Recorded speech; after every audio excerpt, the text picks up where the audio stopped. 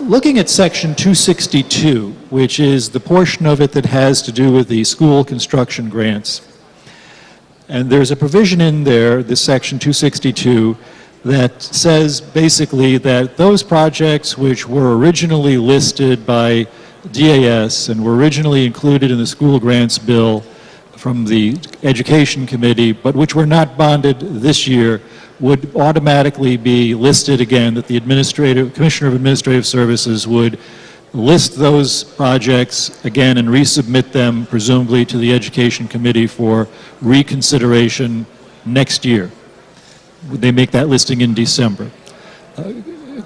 Could you explain, could the co-chair explain what the basis of not funding those projects this year was? Why were they taken off the list of school construction projects to be funded in this bill? Through you, Mr. Speaker. Representative Bocus. Thank you, Mr. Speaker. Mr. Speaker, I would refer this over to the Chairman of Education, Representative Fleischman. Representative Fleischman. Mr. Speaker, I'd be happy to redirect my question to Representative Fleischman. Thank you, sir. I'm sorry I was distracted. Representative Fleischman. No problem, Mr. Speaker. Thank you, Mr. Speaker.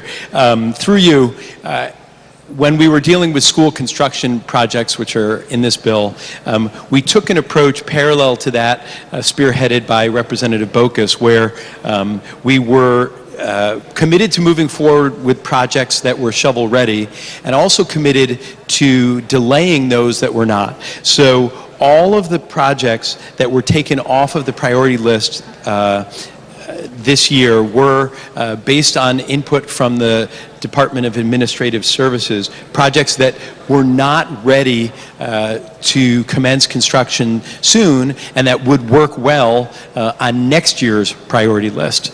So in brief, these are deferred, but in my view, not denied. Through you, Mr. Speaker. Representative O'Neill. Thank you, Mr. Speaker. And just to make it clear, just to be absolutely clear, were there any other criteria besides lack of shovel readiness that were considered in deciding to defer those projects that are being deferred? Through you, Mr. Speaker.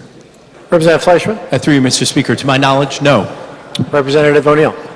Thank you, Mr. Speaker. And if I could ask, who were the people that were involved in making the decision?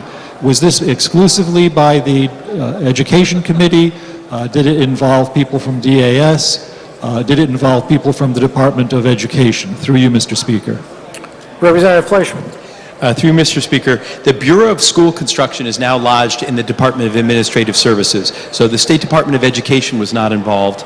The Bureau of School Construction brought forward the list of proposed delays to the leadership of the Education Committee, and we moved forward based upon their recommendations. Through you. Representative O'Neill. Thank you, Mr. Speaker. And I thank the gentleman for his explanation and appreciate the answers given. Thank you, Mr. Speaker. Thank you, sir.